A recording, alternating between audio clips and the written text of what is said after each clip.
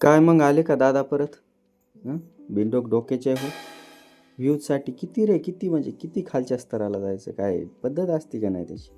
हां त्या येडं आता शिव्या द्यायची इच्छा व्हायली, पण ते न्यूजवाले आहे ना,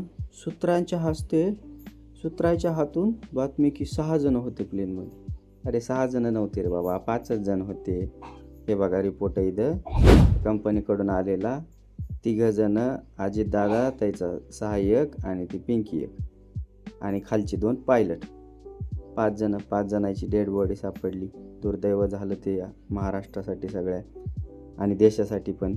आनंद आहे सगळ्यांनाच दादा जर आले वापस तर, पण हे शक्य नाही ना. आजपर्यंत आलं आहे का कोणी वापस गेलेलं? आजपर्यंत आलं आहे, बघितलं आहे कोणी?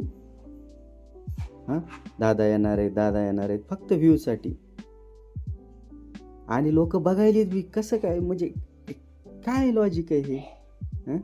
अरे हेच जर दादानं बघितला ना एखादा तुमचा व्हिडिओ, हे जे व्ह्यूजसाठी हे जे तुम्ही चुगिरी करायले ना, आता तुमचा हा एखादा व्हिडिओ जर चुकून बघितला आणि दादा असते जर त्यानं हे असं बघितलं असतं ना, मायच्यान तुमचा कार्यक्रम लावला असता त्याने.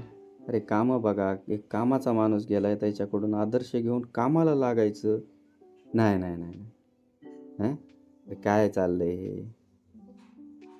इलेक्शनचा निकाल लागला आता. अजितदादाच्या पक्षाला खूप सारे विजयी उमेदवार भेटलेले आहेत.